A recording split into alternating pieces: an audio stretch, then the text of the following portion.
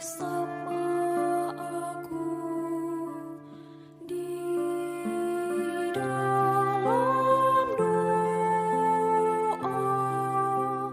di dalam doa. Salam sahabat Doa Kekuatanku Channel. Jumpa lagi dengan kami dalam doa dan permenungan kita hari ini, Senin 17 Oktober 2022. Sapaan Tuhan hari ini diambil dari Injil Lukas bab 12 ayat 13 sampai ayat 21. Doa kita hari ini bersama dengan Suster Maria Gordiana PRR yang saat ini sedang bertugas di komunitas PRR Magnificat Yogyakarta. Renungan kita pada hari ini dipersiapkan dan akan dibawakan oleh Suster Maria Joyce PRR. Mari kita mengundang kehadiran Tuhan dalam lagu Veni Creator. Utuslah Roh-Mu ya Tuhan, dan jadi baru seluruh muka bumi. Allahku, nama-Mu hendak ku puji. Engkau amat agung, berdan dan sinar kebesaran.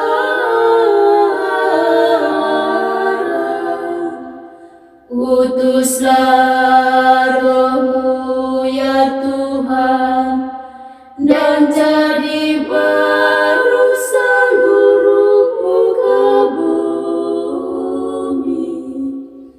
Ya Tuhan, berselubungkan cahaya bagai jubah raja, langit Kau pasang bagai kemah.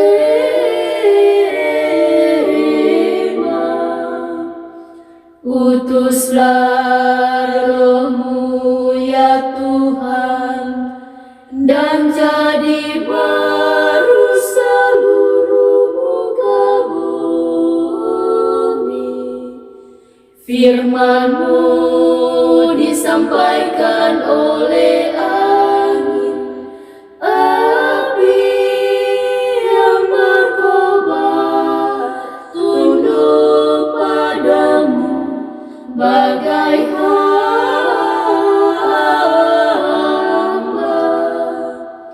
Utuslah Roh-Mu ya Tuhan, dan jadi baru seluruh muka bumi.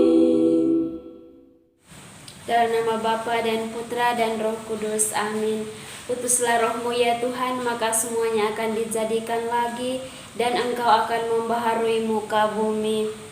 Allah Bapa yang kekal dan kuasa, perkayalah kami dengan sabda-Mu, dan teguhkanlah kami dengan Roh-Mu, agar menjadi orang-orang yang penuh belas kasih dan perhatian terhadap kebahagiaan mereka yang terpencil dan miskin, yang menderita dan merana. Demi Yesus Kristus Putra-Mu, Gembala dan Penyelamat kami, yang hidup dan berkuasa kini dan sepanjang segala masa. Amin. Semoga Tuhan beserta kita sekarang dan selama-lamanya. Inilah Injil Tuhan kita Yesus Kristus menurut Lukas. Dimuliakanlah Tuhan. Seorang dari orang banyak itu berkata kepada Yesus, "Guru, katakanlah kepada saudaraku supaya ia berbagi warisan dengan aku." Tetapi Yesus berkata kepadanya, "Saudara, siapakah yang telah mengangkat aku menjadi hakim atau perantara atas kamu?" Katanya lagi kepada mereka, "Berjaga-jagalah dan waspadalah terhadap segala ketamakan. Sebab walaupun seorang berlimpah-limpah hartanya, hidupnya tidaklah tergantung daripada kekayaannya itu." Kemudian ia mengatakan kepada mereka suatu perumpamaan, katanya, "Ada seorang kaya tanahnya berlimpah-limpah hasilnya. Ia bertanya dalam hatinya, apakah yang harus aku perbuat? Sebab aku tidak mempunyai tempat di mana aku dapat menyimpan hasil tanahku. Lalu katanya, inilah yang akan aku perbuat. Aku akan merombak lumbung-lumbungku, dan aku akan mendirikan yang lebih besar, dan aku akan menyimpan di dalamnya segala gandum dan barang-barangku. Sesudah itu, aku akan berkata kepada jiwaku, jiwaku, ada padamu banyak barang, tertimbun untuk bertahun-tahun lamanya. Beristirahatlah, makanlah, minumlah, dan bersenang-senanglah. Tetapi firman Allah kepadanya, hai engkau orang bodoh, pada malam ini juga jiwamu akan diambil daripadamu, dan apa yang telah kau sediakan, untuk siapakah itu nanti? Demikianlah jadinya dengan orang yang mengumpulkan harta bagi dirinya sendiri, jikalau ia tidak kaya di hadapan Allah. Demikianlah sabda Tuhan. Terpujilah Kristus. Sahabat-sahabat Tuhan Yesus yang terkasih, Mahatma Ganda pernah berkata, bumi ini cukup untuk menyediakan kebutuhan semua orang, tetapi tidak cukup menyediakan untuk ketamakan segelintir orang. Pernyataan ini dapat kita sandingkan dengan bacaan suci hari ini yang bercerita tentang orang kaya yang bodoh. Dalam bacaan ini, Tuhan Yesus bersabda, berjaga-jagalah dan waspadalah terhadap segala ketamakan. Sebab sekalipun orang itu sangat kaya, memiliki banyak harta, hidupnya tidak selalu bergantung dengan kekayaannya itu. Pernyataan Tuhan Yesus ini bermula dari dialognya dengan seorang kaya, seorang yang datang kepada Tuhan Yesus, memintanya menjadi perantara dengan saudaranya untuk berbagi warisan. Ia datang kepada Yesus bukan untuk perkara antara salah dan benar, atau meminta sebuah keadilan dengan saudaranya, melainkan untuk berbagi warisan. Hal ini telah menunjukkan sisi negatif, bahwa ia tamak dan ingin berperkara dengan saudaranya hanya karena soal berbagi warisan. Tentu saja Tuhan Yesus menolak. Tuhan pun kemudian menguraikan kisah yang berkaitan dengan harta warisan, yakni bahwa ada orang yang menimbun hartanya berlimpah-limpah bagi dirinya sendiri, namun ia tidak dapat menikmatinya karena Tuhan Allah telah memanggilnya kembali dari muka bumi menuju ke alam baka. Bapak, Ibu, saudara-saudari, sahabat-sahabat Tuhan Yesus yang terkasih, setelah mendengarkan sabdaan Yesus tentang orang kaya yang bodoh, timbul pertanyaan dalam hati, apakah menjadi kaya itu salah? Tentu saja tidak. Menjadi kaya adalah impian banyak orang. Dengan harta, dengan kekayaan, ia dapat memenuhi kebutuhan hidupnya, juga kebutuhan orang-orang yang ada di sekitarnya, sehingga mereka tidak hidup berkekurangan. Yang menjadi salah ialah ketika orang tersebut salah menggunakan harta atau kekayaannya, atau ketika ia tidak berpuas diri, tidak merasa cukup, ia berusaha terus untuk mendapatkannya lagi dan lagi, bahkan dengan cara yang salah. Nah, itu yang salah. Bapak, Ibu, saudara-saudara, sahabat-sahabat Tuhan Yesus yang terkasih, kita sering menyaksikan berita-berita di acara televisi tanah air kita tentang pejabat atau selebritis terkenal yang masuk bui atau masuk penjara.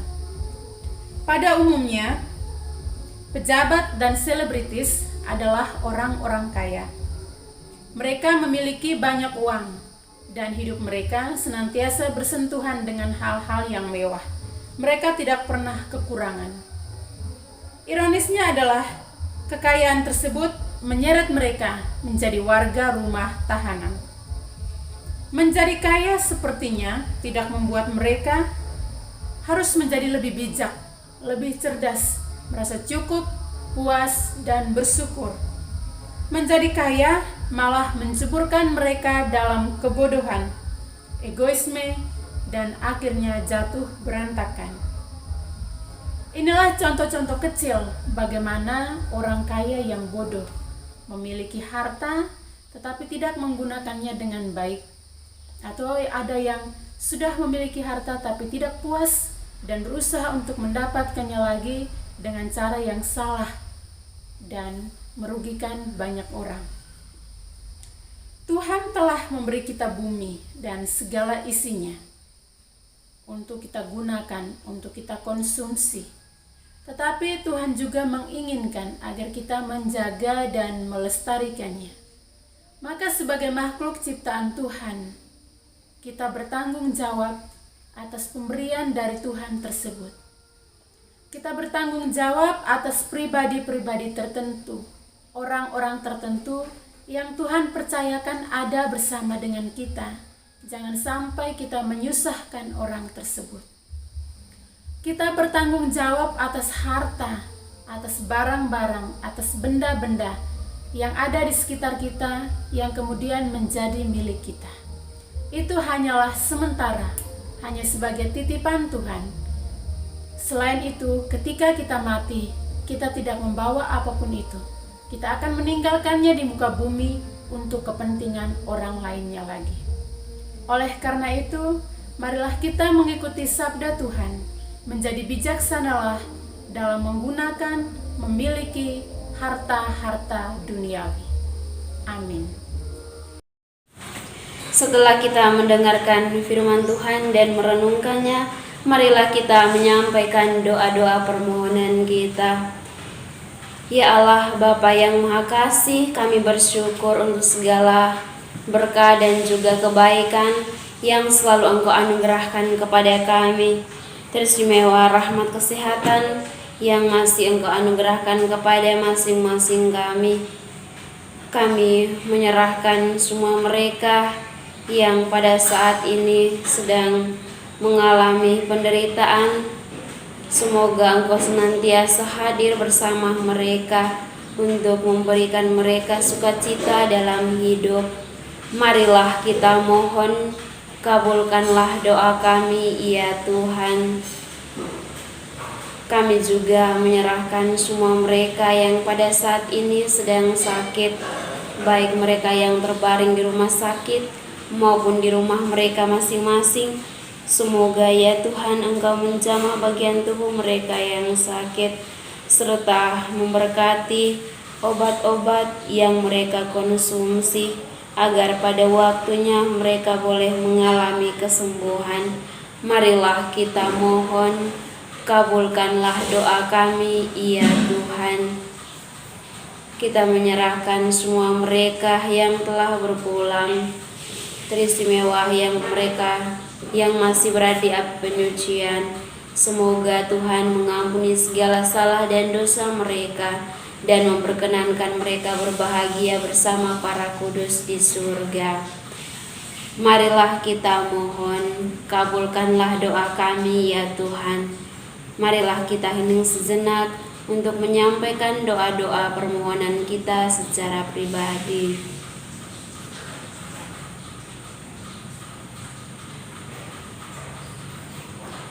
Marilah kita mohon, kabulkanlah doa kami, ya Tuhan. Bapa kami yang ada di surga, dimuliakanlah namamu, datanglah kerajaanmu, jadilah kehendak-Mu di atas bumi seperti di dalam surga. Berilah kami rezeki pada hari ini, dan ampunilah kesalahan kami, seperti kami pun mengampuni yang bersalah kepada kami. Dan janganlah masukkan kami ke dalam pencobaan, tetapi bebaskanlah kami dari yang jahat. Amin. Salam Maria, penuh rahmat, Tuhan sertamu. Terpujilah engkau di antara wanita, dan terpujilah buah tubuhmu Yesus. Santa Maria, Bunda Allah, doakanlah kami yang berdosa ini, sekarang dan waktu kami mati. Amin. Kemuliaan kepada Bapa dan Putra dan Roh Kudus, seperti pada permulaan, sekarang, selalu, dan sepanjang segala abad. Amin. Yesus Kristus, Anak Allah yang hidup terang dunia, aku sembah sujud kepadamu. Untuk Engkau aku hidup, untuk Engkau aku mati. Yesus Kristus, Anak Allah yang hidup terang dunia, aku sembah sujud kepadamu. Untuk Engkau aku hidup, untuk Engkau aku mati. Yesus Kristus, Anak Allah yang hidup terang dunia, aku sembah sujud kepadamu. Untuk Engkau aku hidup, untuk Engkau aku mati. Santa Maria Reina Rosari, doakanlah kami. Santo Yosef, doakanlah kami. Santo Gabriel, doakanlah kami. Santa dan Santo pelindung kita masing-masing, doakanlah kami. Terpujilah Yesus Kristus sampai selama-lamanya. Amin. Dalam nama Bapa dan Putra dan Roh Kudus. Amin. Terima kasih Bapak, Ibu, Saudara-saudari, para sahabat sudah bergabung bersama kami dalam doa dan permenungan kita hari ini. Kita akan kembali berjumpa dalam doa dan permenungan kita di hari berikutnya. Kami akan selalu hadir menyapa setiap